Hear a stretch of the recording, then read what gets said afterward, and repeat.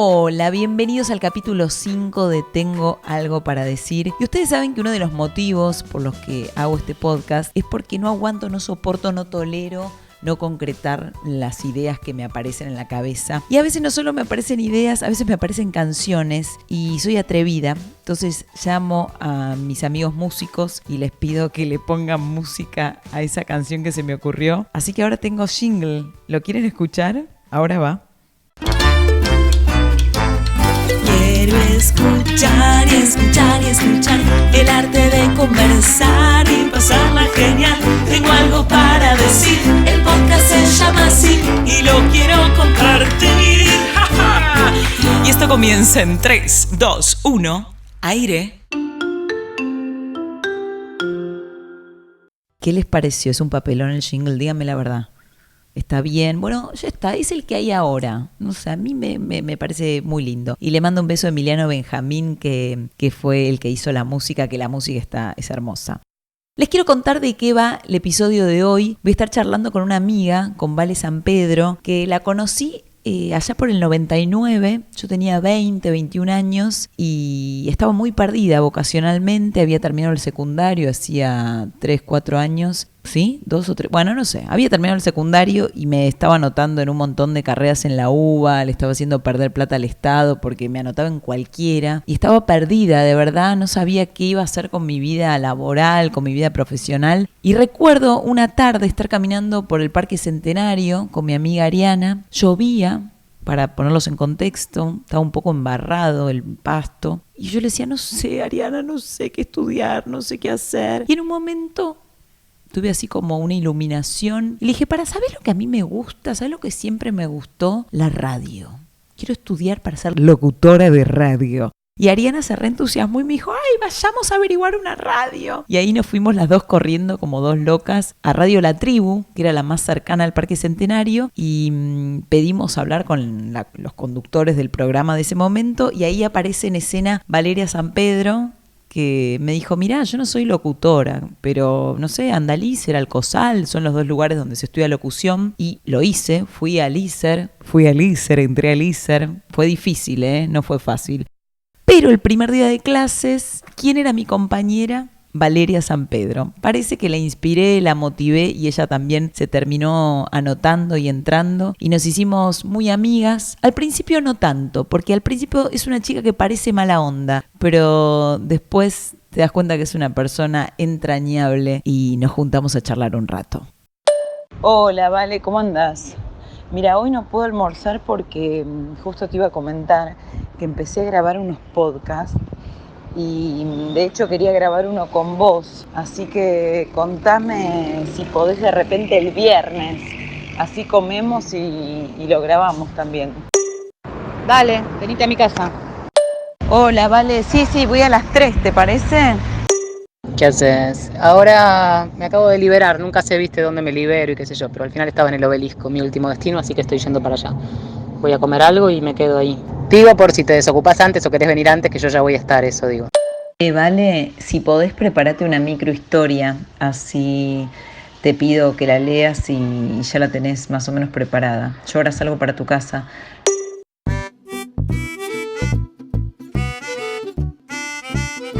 Hola, Vale. Hola. ¿Cómo andás? Muy bien. Toma agua, tranquila. Me dijiste que estuviste escuchando algunos podcasts. Me empecé a fanatizar con los podcasts. No sé si fanatizar, pero sí.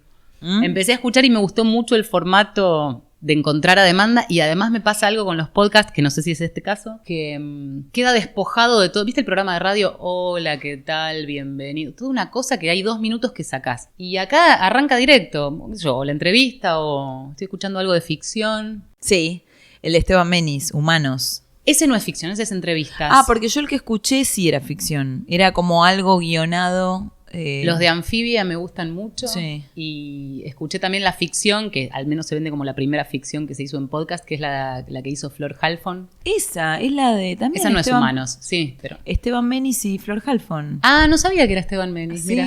Bueno, entonces ahora me fanaticé con Esteban Menis.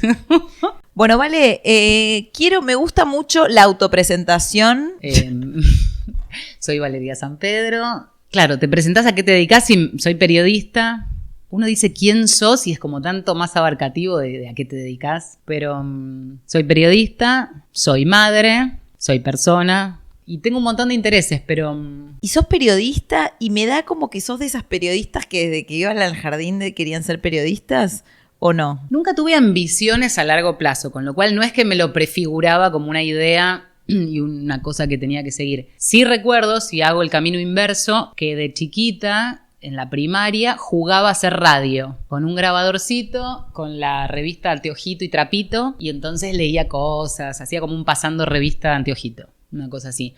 No, y siempre me acuerdo la anécdota de que decidí la carrera en sí cuando fui a la UBA, terminado el secundario, y dije a ver a qué me dedico, sabía que tenía que estudiar como un terciario o una universidad. ¿Por qué tenías? Quería, digamos, no me imagino, ya trabajaba desde antes, trabajé en distintas cosas, pero quería dedicarme a algo, pero no sabía bien a qué. Y sabía que para dedicarme a algo profesionalmente me lo imaginaba como una carrera, no por un mandato ni nada. Y entonces fui a la UBA y empecé a ver, se usaba mucho administración de empresas, me gustaba mucho a mí la contabilidad. Era muy buena en contabilidad, soy buena con los números y todo, soy muy organizadita, muy estructurada. Y entonces me fijé como las carreras y se usaba administración de empresas y entonces me empezó a fijar y eran todas las materias que yo me copiaba en el secundario, pero todas, o sea, ahora no me acuerdo los nombres, pero todas esas materias me las copiaba. Entonces digo, no, por acá no va, o sea, tiene que ser algo que me cope. Y ahí miré como comunicación, no sé por qué. Y en realidad descubrí que me gustaba mucho ya estudiándolo, porque además cuando elijo comunicación, no elijo comunicación de la UBA. Digo, bueno, no, si voy a estudiar periodismo, que sea algo práctico. Y ahí busco terciario. Un terciario que tiene esa cosa de teoría, pero mucha más práctica. Y ahí me meto a estudiar y después me encantó. Y dije, esto es lo mío. Es lo tuyo, sin duda. Para mí, de mis amigas, sos como mi amiga periodista y creo que tenés cabeza y sentido y hablás como periodista. Tenés un análisis de las cosas que es fascinante, pero hay como todo un lado artístico que también es evidente que tenés. Y que siempre me reclamaste. Siempre te digo, ¿cuándo vas a hacer algo con todo eso? Porque aparte cantás bien, escribís bien. Alguna vez me dijiste que actuás bien, pero que... Una vez Valeria San Pedro me dijo, fui a una clase de teatro y actué tan bien que me dio miedo y no seguí. Pero igual creo que fue una estupidez. Por ahí estábamos borrachas. Sí creo que tengo cualidades como para actuar. No sé si hubiera sido una gran actriz, no puedo decir eso. Pero sí me pasó que decía, yo fui como a hacer un cursillo y de repente digo, pero ¿y si me gusta demasiado? ¿Y te dio miedo? Yo esa frase que vos me decís así literal no me la acuerdo, la verdad. Es como esas cosas que después repetís, anécdotas que repetís, pero que no me acuerdo de haberte dicho eso. Algún reflejo existe de eso que yo sentí que era buena. Igual hay una presunción de que uno es bueno, que yo no sé cuánto es jactancia y estupidez, porque por ahí para otro decís, esta piba actúa pésimo, pero se cree 1000. La actitud es muy de adolescente creerse 1000. A mí me pasó de creerme 1000 en un montón de cosas y después con el tiempo, si miro en retrospectiva, digo, era bastante estúpida. Lo cual me parece que es un signo 1000? De aprendizaje. Bueno, cuando no era tan chica tampoco, en un momento participé en un concurso de belleza. Me encanta enterarme de cosas en el podcast. Porque yo trabajaba en un centro cultural en Villa Santa Rita, que es Villa El Parque, digamos, pero como una especie de barrio específico. Y entonces en el centro cultural querían presentarse a un concurso que hacían interbarrial o algo por el estilo, y yo era como la secretaria del centro cultural y me postularon. Y yo, sí, qué sé yo. Era una época, ahora lo pienso con el tiempo y con toda mi configuración feminista y demás, y tengo una mirada como tan lejana de eso, pero en aquel momento hasta hubo una época de nuestras vidas, que somos, digamos, contemporáneas en ese sentido, que ser modelo era como, viste, la aspiracional. Era lo más, claro. Sí, era entonces, lo que la que iba en la sociedad. Yo no es que quería ser modelo, pero sabía que era flaca, qué sé yo, nunca me consideré muy linda. En ese momento, cuando voy a ese concurso, fue tremendo. Porque había chicas lindas de verdad. Entonces yo me acuerdo que además me pusieron, como era un traje que era como alquilado, como el de Damantigua, porque yo lo sentía como todo. Era negro con bordados dorados. Y yo morocha, era como, no, era impresentable. No gané, por supuesto, creo que salí como No sé, ni segunda princesa salí. Y eso fue como... Digo, si te animás a inscribirte es porque esperás, no sé, sacar algún número. Y ahí, viste, empiezan los golpes de la vida. Vos me preguntabas en qué me creía 1000. Nada, por ejemplo, yo en gimnasia era buena. De hecho, en alguna época quise hacer gimnasia artística. Y ahí tampoco me dio el piné para una cosa profesional. Yo creo que era buena.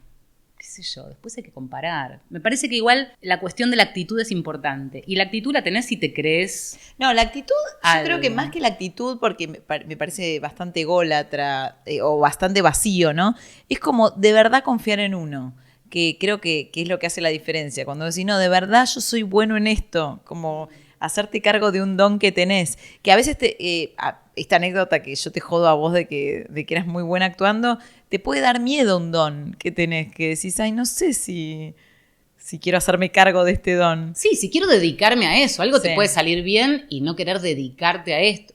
Vos decías que canto, a mí me encanta cantar, no solo en la ducha, en la vida, qué sé yo. Y me encantaría hacer canciones y viajar por el país tocando la guitarrita, que ni sé tocar la guitarra. Pero no estás dispuesta a entregar tu vida a eso. Claro, no estoy pensando configurar mi vida en función de eso, que sí me gustaría hacer de manera aislada, como si uno pudiera poner Claro, un como un cassette y hobby. sacarlo, claro. Sí. Y lo que sí le das más bola, entre todos tus dones artísticos, es a la escritura. Sos muy lectora, me gusta que sos como mi amiga dealer de libros, que siempre está bueno tener una amiga que te recomiende buenos libros, aparte libros interesantes que te abran la cabeza, que te hagan ver otras cosas. Quiero hablar un poquito de eso, de libros que te haya gustado leer. De libro, bueno, no soy una lectora compulsiva y tengo épocas. Sí. Sobre todo en esta época en donde las redes sociales y la conectividad te absorben. Te saca mucho tiempo. Entonces, te sacan tiempo y te sacan atención. Porque a veces tenés tiempo libre. Sí. Y tipo, terminás un capítulo y estás chequeando en el celular. Desde si te entró un mensaje hasta una pasada por las redes sociales. Sí. Yo o no posteás caigo en algo eso. y querés ver un poco qué te comentaron. También, sí. Digo, pero la actividad, no importa. La actividad es ese síndrome de lo que está pasando, de lo que te estás perdiendo. Eso sigue operando, en mí por lo menos. Entonces lidio con eso. Yo creo que me empezó a funcionar el tema de la literatura, de la lectura, cuando empecé a correrme del deber ser. El deber ser puede implicar leer a los autores que corresponde. A Cortázar. Claro, hay 1000 cosas. Leí cosas de Cortázar y hay 1000 que no leí, pero que escuchás y más o menos terminás sabiendo. Es como cuando dicen cuál es tu libro preferido y te da esa presión de, uy, tengo que decir algo muy grosso, Claro. porque si no voy a quedar muy boluda. Bueno, a mí me pasó, por ejemplo, que 100 años de soledad lo quise, 3 veces lo empecé. No pude pasar de la página 100. O sea, no pude y en un momento dije, bueno, no es para mí. La primera vez no es para mí en este momento. No es para... bueno, después ya no lo agarré, no me volvió a dar ganas, pero cuando me quité la presión de leer lo que debía leer o a los autores, y a veces empezás por otro lado, y por ahí empezás por un interés que tiene que ver con conectar o aprender o de determinado tipo de libros. Ahora estoy en una etapa en donde volví a leer ficción, literatura, sí, digamos, novelas, y en otras épocas por ahí era más material, del cual también aprendés y además vas encontrando formas de escribir que también están buenísimas, no tiene que ser un manual, aún siendo un libro de aprendizaje. Te inspira a escribir. Pero sí. ¿Quién te recomienda libros a vos?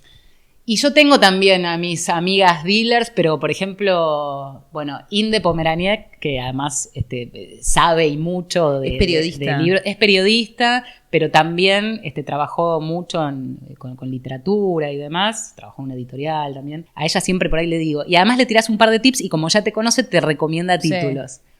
Y después tengo por empatía, o sea, tengo una amiga, Lola, que me recomienda libros que a ella le gustaron. Mi metodología, por ejemplo, de recomendar a vos porque por ahí te regalo o sé que algo te puede gustar o porque me permito regalártelo, pero después empecé a tener una dinámica porque me pasa mucho de elegir libros por eso, que es leyendo algún pasaje. Cuando yo recomiendo un libro, por ejemplo, no sé, en mis redes sociales, yo marco mucho los libros. Entonces recurro a una de esas marcas y las comparto. Y para mí una marca, más allá de ser personalísimo, el momento en el que vos decidís marcar un libro y por qué, porque algo que te gusta, que te toca, que te emociona, y probablemente lo agarrás en un tiempo y no te pasa lo mismo con esa marca, pero de todas maneras me parece que determina ese contenido, una manera de escribir, algo que dice o que se reflexiona o que cuenta ese libro. Y llegué a un montón de libros por marcas. de otras. Ahora es mucho más fácil porque empezás a seguir algunas cuentas que marcan libros y ya es como que te recomiendan solo. Está bueno. El otro día me decían que cuando lees un libro, si no te enganchás, lo tenés que dejar porque te desmotiva a seguir leyendo. Entonces como que no hay que darle, viste que hay gente que dice, yo lo termino como sea. ¿Y te inspira a escribir, leer? Sí, no funciona de una manera mecánica, pero sí me ha pasado. En un momento empecé a escribir, siempre me gustó escribir, en un momento en que empecé con una dinámica un poco más ágil de escritura, me pasaba de estar leyendo algo que nada que ver y que me inspirara algo, que no tenía estrictamente que ver con lo que estaba leyendo, pero me disparaba una imagen y eso me llevaba a escribir otra cosa. Sí, me pasó. Y contame, Vale Escritora, que es como para mí un costado tuyo hermoso. ¿En qué momento te surge? Ahora estás con las microhistorias, que quiero que compartamos alguna y que nos cuentes un poco en qué momento las escribís, si hay algo sistemático o es totalmente a piacere. Escribir desde siempre. Me acuerdo que, creo que lo tiré, que una vez empecé a escribir, porque hace muchos años siempre fui medio melancólica. Y hace unos años, un día, no sé por qué, me tiré en la cama a escribir mi biografía. Yo creo que tenía 12 años, así que era corta. Y no llegué al final, pero empecé mis padres con otra cosa, otra pretensión. Bueno, a los 12 años todo es muy intenso y muy dramático. Bueno, pero digo, a mí se me volcaba por el lado de la escritura. Me puse a escribir, yo creo que lo tiré. Tengo muchos cuadernos en el momento que estoy, de determinada manera, volcarlo a la escritura. Te desahoga. Sí, y además hay momentos, si ahora yo te cuento esto y empiezo a repasar en mi cabeza que cuando empecé a escribir, cuando me abrí el blog, fue cuando recién parida y en periodo de licencia de maternidad, decidí empezar a escribir porque no me bancaba estar en mi casa dando vuelta en círculo sin hacer otra cosa que dar la teta. Y ahí empecé a escribir cosas que tenía, y a conectarme más con los temas de mujeres incluso. Y empecé a escribir lo que después fueron notas periodísticas o autorreferenciales en una columna en primera persona. Ahí ya empecé a escribir. Y esto que hago ahora desde hace algunos meses me surgió por casualidad. Creo que la primera que escribí fue por una conversación que tuve en una guardia periodística con un amigo que se estaba por separar de la mujer y que esa tarde, estábamos a la mañana y esa tarde tenía que encontrarse para, comillas, dejarla. ¿No? Yo ya me imaginé toda... Me empezó a pasar que se me venía a la cabeza una escena. Y entonces le escribí, en un rato tenía libre, 10 líneas. Y yo me imaginé que él llegaba con un ramo de flores. Entonces, ¿cómo es la escena en donde alguien viene a dejarte con un ramo de flores? Y quedó. La publiqué en Instagram, pero porque se me ocurrió y bueno. Y después justo esa semana me pasó que, fue lo que fue la segunda microhistoria, que es que Julián, mi hijo, en ese momento de 6 años, estaba muy enganchado, era como su primer enamoramiento con una compañerita del colegio. Y ella lo deja. Y entonces conté eso, pero porque me rebalsaba la bronca de que lo hayan dejado a mi hijo. Y se convirtió en otra microhistoria. Y ahí le empecé a ver como una beta en donde empecé a funcionar de esa manera. Yo estaba pasando por un momento especial, con muchas emociones y un torbellino, y canalizar esas emociones me sirvió. No estrictamente lo que me pasaba, pero sí muchas cositas que tienen que ver conmigo, volcadas en eso. Entonces de repente te cruzaba vos y me contabas algo y yo lo convertía en una microhistoria. ¿Y sentís que encontraste como la voz desde donde hablás, o tu estilo, o lo estás buscando todavía?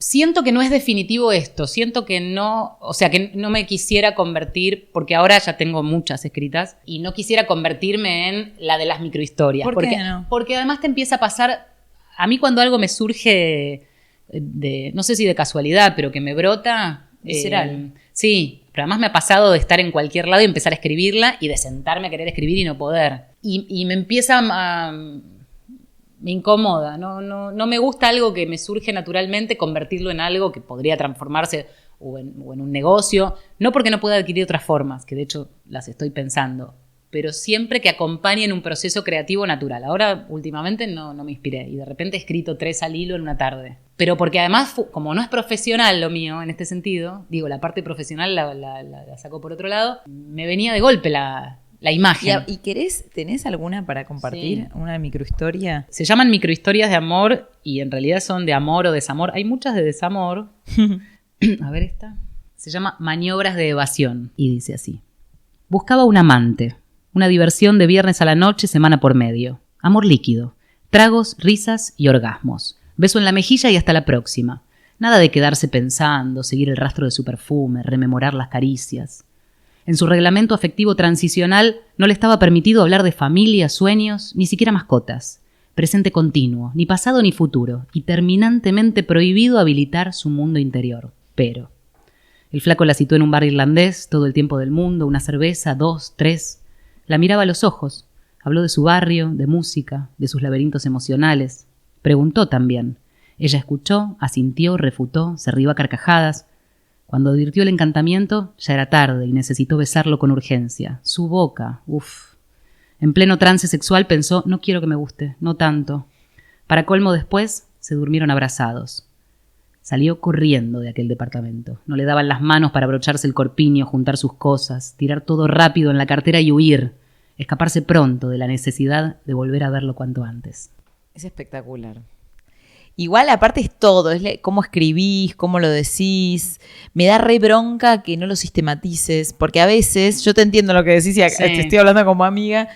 Por ejemplo, hoy me pasó, viste que te mostré algo que escribí para Facebook, que en realidad yo no lo iba a escribir, pero como empecé como a sistematizar mi Facebook, yo hoy tenía que postearlo. Entonces, a veces cuando tenés la presión de tener que hacerlo, lo vomitás. Bueno, en realidad me pasó de tener en esta idea de generar también material o de que me surjan algunas ideas, pero no estaban redondas, entonces las dejaba guardadas en el teléfono, escribo mucho. Tener 3 o 4 y decir, bueno, hace mucho que no posteo, viste que también te demanda, como lo publico en Instagram. No, pero saber que los viernes tenés que y me pasó entonces de decir, bueno, quiero postear una. Entonces revisaba el material que tenía y una más o menos estaba y la empecé a laburar. Y la laburé desde otro lugar y me salió. Y eso me dio satisfacción. Algo tiene que activarse. Puede ser lo que vos decís, pero... No, yo lo que me da mucha bronca, y ahora vamos a pasar a otro tema que lo tengo relacionado con esto, es cuando uno se hace como autoengaños o como... ¿Viste esa cosa un poco adolescente de no quiero venderme al mercado? Y es como que... Qué más lindo que vivir de lo que te apasiona. Entonces hay algo en donde no hacerse autoengaños, ¿no? Y lo mainstream es una mierda. Y viste como me parece que a veces son autoengaños para no terminar de hacer lo que a uno lo vuelve loco. Sí, estoy de acuerdo. No tengo mucho prejuicio con lo mainstream en sí. Me pasa que tengo los pies sobre la tierra. ¿A qué voy con esto? Me toca cubrir la realidad muchas veces. Y creo que está buenísimo un mensaje superador y de creer que... Pero está lleno de historias, de esas en donde te propones, no, lo que querés lo haces. Hay un montón de gente que quiere eso, la tiene fija, le pone mucho laburo y le va como el culo. Y eso es así. Pero no digo que a mí me vaya a pasar, digo que conozco esas realidades y me parece que hay que tenerles respeto. Entonces, después uno trae también la historia personal y demás. Entonces...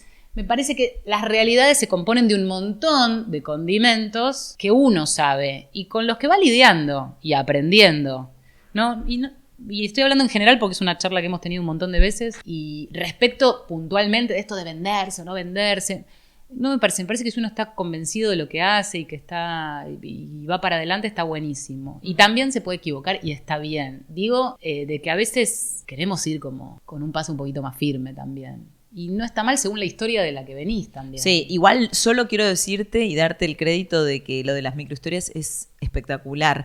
Y aparte hay algo que yo a veces, no sé si vos te das cuenta, que es como un acto de generosidad compartir estas cosas en redes. Como a mí me parece que a veces el problema es el ego a full, como esas conversaciones internas de, viste, como todo ese enrosque que uno tiene y es como... desactivar eso y el acto de generosidad de entregarte y de entregarlo al mundo y que cada uno le pase lo que le tenga que pasar, pero me parece un acto de generosidad cuando veo que compartís recomendaciones de libros, que eso que no sé cómo lo vivís vos, pero que me parece que es un acto de generosidad con el mundo, porque no es que lo haces porque te surge y tenés ganas. Sí, lo hago también porque a mí me funciona, no sé. No soy experta, entonces no recomiendo un libro desde un lugar de experiencia porque no la tengo. Entonces lo hago desde el lugar que a mí me conmueve y muchas veces elijo libros, como te decía, que era, por ejemplo, compartiendo una recomendación. También soy autocrítica, no para castigarme ni nada de eso. Uno va construyéndose todo el tiempo. Y en las redes es una construcción. ¿Y cuántas veces te pasó? Digo, vamos a ser sinceros, ¿cuántas veces te pasó? Yo estoy leyendo nada, no me voy a comprar un libro para postearlo, no.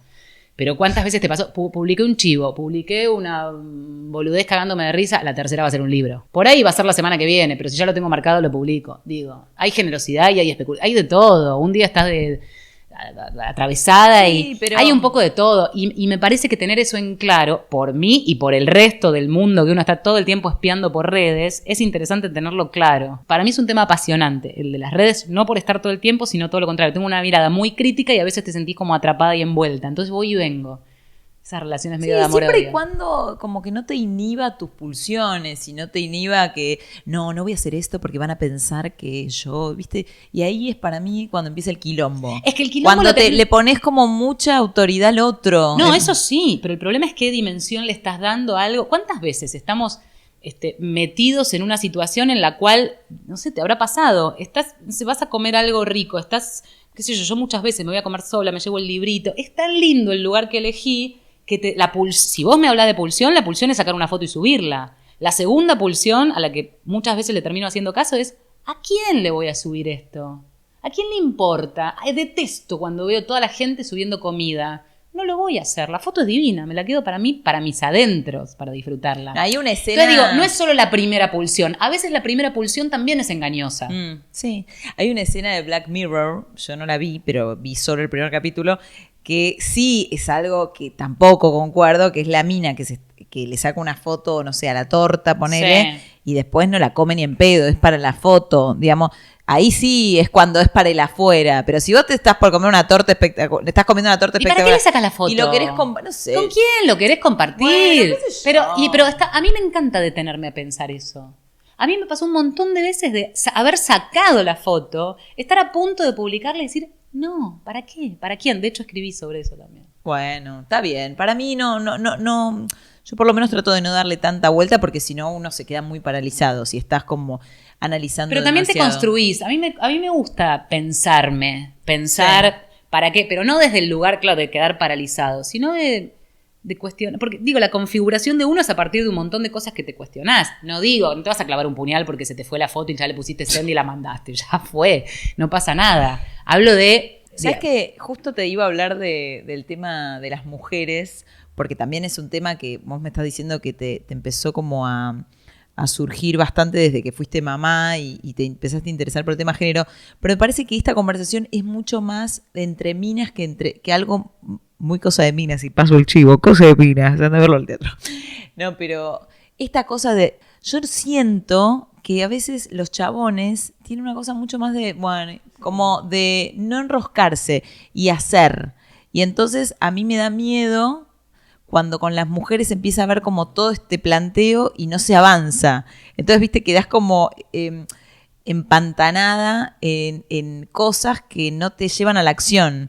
Y me parece como que es un re desafío para las mujeres. Pero más allá de eso, que no sé si querés decirme algo o me lo decís después, quería hablar un poco de vos y todo lo que pasó con el Ni Una Menos. Me quedé pensando en lo que decías del varón y la mujer. Creo que hay un montón de diferencias entre los varones y las mujeres. Y creo que también, si hay tantas vueltas, está el contexto de los años que ha habido, de qué manera la mujer vivía en la sociedad, en sus casas, respecto de las esta familias. Esta cosa así de pensar que sí, entonces das un paso y lo pesás. Tu obligación. Claro. Sí, pero digo, cualquier otro paso también lo pensás mucho, porque también, de alguna manera, estamos obligadas, o nos sentimos, nos sentíamos obligadas a no fracasar.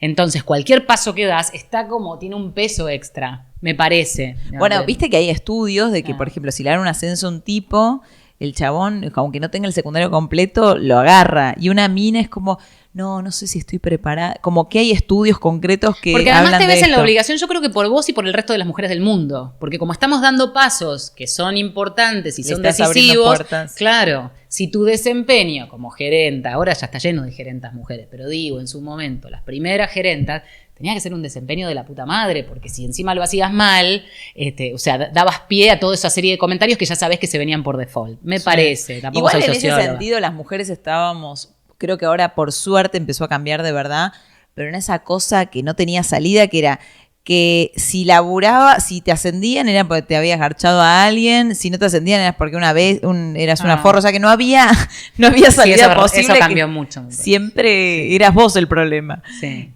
Pero volviendo al otro, vos sos periodista y aparte te toca cubrir todos los temas todos los días. Sí. ¿Cuáles son tus temas? Que decís, estos son temas para mí. A mí los temas que me movilizan, que me conectan, que me apasionan, que me encienden y que digo, acá puedo marcar una diferencia, porque básicamente el desafío es decir, en qué puedo sumar algo en esa cobertura. Los temas sociales en general me interesan. Digo sociales desde cubrir un reclamo, de una movilización, una organización social, hasta temas ¿Es como una cosa así de justiciera, sentís? ¿Desde ese lado? Tengo un compromiso social, sí. Cuando yo me conecto con una historia o cuento una historia o me encuentro con una noticia que tiene que ver con una desigualdad, con una demanda, con conocer esa historia y ver, qué sé yo, dónde vive esa gente, qué es lo que tiene para contarte. Sin generar, porque soy bastante fría en ese sentido. Tengo una distancia, no es que vuelvo a mi casa llorando, pero en el momento tengo una conexión que es como, o sea, te la peleo a muerte y creo que eso es algo que me caracteriza, que es la indignación en ese momento. Digo indignación porque me tocan muchas notas que son, qué sé yo, de falencias en barrios, en cosas. Y viste, o sea, esto no puede ser. Entonces enseguida se te aparece el dato comparativo, la necesidad, la descripción, el poder de descripción, que es lo que tiene que tener un cronista, como para acercarle al que está viendo un minuto, en este caso la tele, esa realidad. Esa capacidad de concentrar muchos datos, porque se te acercan y te cuentan una historia entera, y concentrar los 3 o 4 datos que a vos te van a hacer movilizar. Y vos, fíjate, ahora te lo digo y me conecta con las microhistorias. Porque yo te cuento una escena, pero tengo que lograr que en esa escena vos sepas si esa pareja está a punto de separarse, están hartos uno del otro, o están en ese momento en el que el pecho te explota de amor y de expectativa. Y a veces con una palabra logras eso. Y esa es la capacidad de descripción. A mí ese desafío me entusiasma. Y después, bueno, obviamente, pasa que en esas luchas, ¿no? Cuando uno piensa en cuestiones sociales, muchas veces también pensás en minorías y en desigualdades. Las minorías siempre la tienen que remar el doble. Y ahí me parece que es una posibilidad como comunicadora, como periodista, de abrir una puerta para que el resto también conozca. Y ahí entran las mujeres, digo, porque ahora somos miles en la calle, súper empoderadas muchas, otras que todavía están abriendo el camino, pero me parece que por ahí también me interesó el tema de mujeres. Y contame cómo fue, porque aparte fuiste absolutamente parte de lo que se gestó del Ni Una Menos. ¿Cómo fue ese momento? Fue un poco por casualidad y casi como cualquier día en el que cada una de nosotras, cuando hablo de nosotras, hablo de esas primeras que empezaron a intercambiar vía Twitter. WhatsApp. Twitter. Twitter fue el primer tweet de Marcela Ojeda que dice, indignada porque ella venía conectada con la familia de Kiara Páez. Cuando se encuentra el cuerpo de Kiara, Marcela, que estaba en contacto con la familia, bueno, se entera de esta historia, mucha bronca, y publica un tuit diciendo no vamos a hacer nada, nos están matando, porque la semana anterior había sido otro crimen y otro y otro. Y ella en ese tuit pone actrices, políticas, músicas, periodistas, no vamos a hacer nada. En ese tuit le contestamos, como muchas veces se arman los hilos, digamos, públicos. Sí. Bueno, hagamos, sí, tenemos que salir a la calle, que sí, que no. Bueno, cuando el hilo se hizo muy largo, pasamos a DM de Twitter. Y éramos unas 8, 10. Bueno, dale, hagamos algo, y esto y lo otro, y ahí dijimos, bueno, juntémonos, vamos al Congreso. Y ahí se había hecho así una semana, porque estaba muy en tema esto. Se había hecho un encuentro en el Museo de la Lengua, con la convocatoria bajo el nombre Ni Una Menos, que de hecho me habían invitado y yo fui a leer una cosa que había escrito, y participamos varias periodistas de una lectura, qué sé yo. Entonces, ese grupo del Ni Una Menos de la plaza del museo, más las que estábamos por WhatsApp, que después nos pasamos a un grupo de WhatsApp, nos juntamos en la Casa del Encuentro y empezamos a pensar estrategias para lo que iba a ser una movilización de 20 mujeres en el Congreso. A mí lo que me pasó es que por primera vez decidí correrme del rol de cronista, de contarte una historia, un femicidio, una crónica policial, en este caso de violencia contra la mujer, y convertirme en una ciudadana que va y se moviliza también. Sin tener una historia de militancia ni de manifestante. Porque una cosa es cubrirlo y otra es ir como ciudadana. Sí. Y así fue que empezamos a pensarlo. Y surgió el 3 de junio, que faltaban como un par de semanas para poder organizarlo. Primero pensamos, ¿qué hacemos? Vamos vestida de violeta, ¿no? Qué sé yo, bueno, consigna y si armamos unos papelitos y que otros se sumen. Y así fue. Es increíble el poder femenino. ¿Viste que es increíble cuando las mujeres nos juntamos?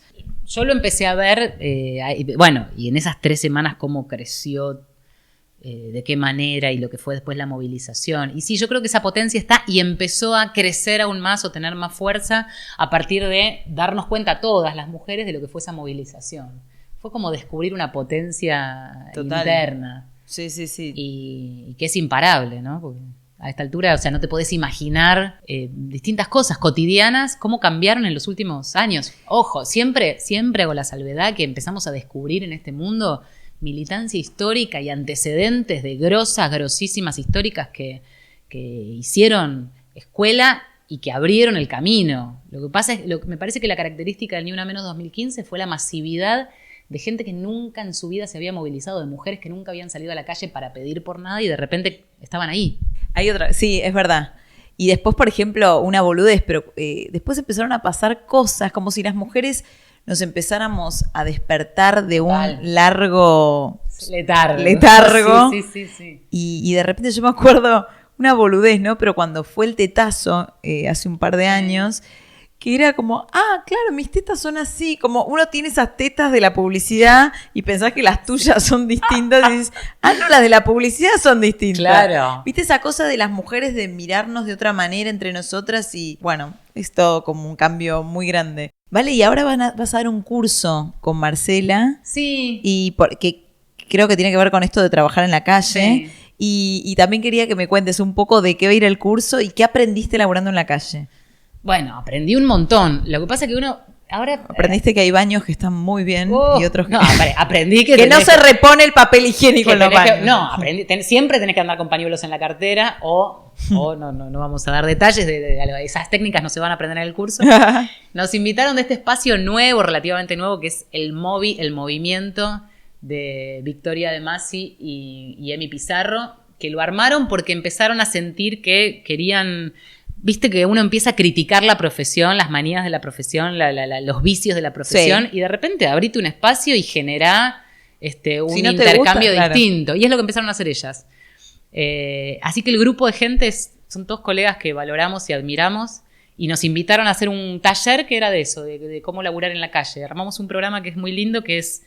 Y cuando lo empezábamos a armar decíamos con Marcela, ¿qué vamos a contar? Y tuvimos una reunión con las chicas y nos decían, esto que nos están contando, a veces contás un detalle de cómo armás una nota, de qué manera, qué datos desechás, cuáles son las cosas que no hay que hacer, de qué manera lidias en la calle, que no tiene que ver con el baño, sino con el ejercicio periodístico, que sí son interesantes. Y sobre todo si pensás en futuros colegas que puedan tener como una perspectiva de qué manera laburar, de tomarlo con responsabilidad. Porque hoy, en cualquier redacción... Lo que antes era la vieja cablera, que vos la llegaste a conocer y yo también, ahora te googlean y lo primero, y te ponen lo primero, flaco, chequeaste. Está muy mal. Hay muchos vicios de eso, que a uno le parece que todavía no, pero cuando descubrís que el otro, viste, se te queda mirando, haces eso, ¿y cómo? ¿Y por qué esto sí? ¿Y por qué esto lo dejas afuera? ¿Y por qué tal cosa no y tal otra sí? Está buenísimo eso. Mirá qué bueno. Che, Vale, y para ir cerrando las últimas 2-3 preguntitas, que vos como periodista, como persona, ¿sentís que te quedan muchas cosas por aprender? ¿Viste que todos tenemos como un talón de Aquiles que decís, todavía me falta mucho aprender de esto? En la profesión. En todo, un poco en la profesión y en la vida. En la vida aprender a manejar es mi desafío para este año. Sí, hay un montón de cosas que no sé.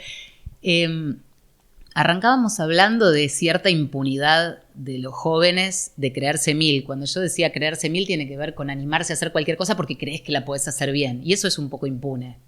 Sí, o viste esa cosa medio, para mí, de resentido. Para mí no hay nada peor que el resentido. Y que dices, es una boludez, cualquiera hace eso. ¿Viste que hay claro, una cosa sí. En este caso esa cosa de creerse que lo podés, ¿viste? Te llevas el mundo por delante. Es un poco la característica de los jóvenes. Cuando vas siendo más grande, le tenés más respeto a todo, desde al papelón hasta a realmente asumir una tarea o un desafío con responsabilidad.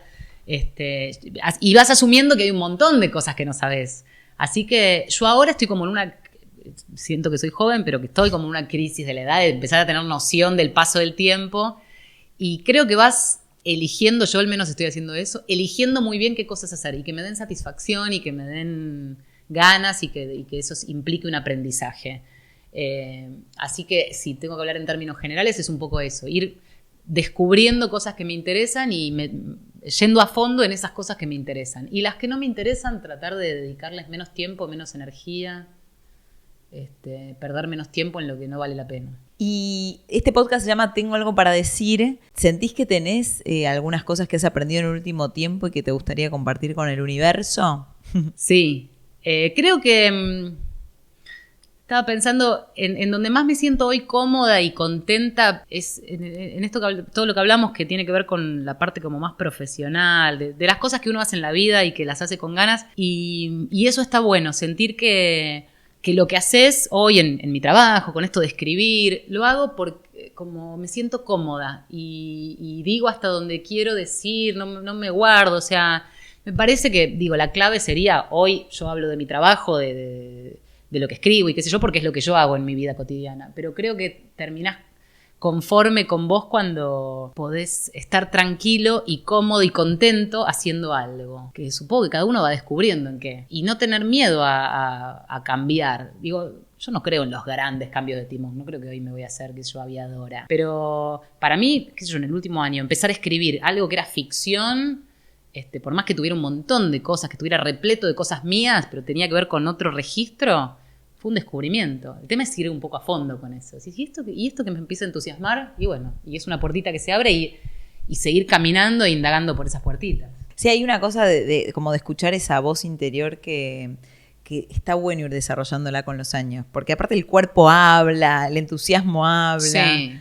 Sí, y eso del entusiasmo, o sea, ahora que te digo que empiezo a pensar en lo de la edad y todo, es encontrarle un entusiasmo a algo. Porque en general, yo soy bastante... Sí, simplista en ese punto. O sea, ¿la vida qué es? Te levantás todos los días, haces algo, te volvés a dormir, o sea, es un loop que puede llegar a ser tremendo. Entonces, y no forzado, no encontrarle un sentido forzado. Tratar de revisar qué cosas te entusiasman naturalmente. No todos tenemos que leer libros porque hay gente que no le gusta. Y si te sentís feliz con otra cosa, pero el tema es qué corno te hace feliz. Tratar de ver, qué sé yo. Me encanta cerrar con esta pregunta. ¿Qué corno te hace feliz? Gracias, Alex. A vos. Y así termina el 5º episodio de Tengo algo para decir con esta pregunta de Vale San Pedro. ¿Y a vos qué corno te hace feliz? Bueno, hace mucho de eso. Pensá, tal vez te podés anotar. Ay, me da vergüenza, es muy autoayuda lo que propongo. Pero 3 cosas que te hagan feliz y tratar de hacerlas todos los días, si se puede, qué sé yo. Quiero agradecerles por escuchar del otro lado. Siempre leo las sugerencias. Si quieren que haga esta charla con alguien en particular, me encanta que me lo digan. Le quiero agradecer a la gente que hace posible este podcast, a Gabo Groswald, que siempre está ahí ayudando y en la producción, en la edición Andy Cookier, arte y diseño Santiago Leiro, la música del jingle de hoy, ¿se acuerdan del principio? Es de Emiliano Benjamín, publicación y distribución Faro Latino. Si querés enterarte de todas las novedades, podés seguirme en redes sociales, @Dalia Gutman, Gutman, con doble N, estoy en Instagram, en Twitter, en Facebook. Y si querés escuchar los capítulos, los episodios anteriores, podés bajarlos o suscribirte en Spotify, iTunes o en cualquier otra aplicación para escuchar podcasts. Muchas gracias. Ay, me encanta hacer podcast. Beso. Hasta la próxima.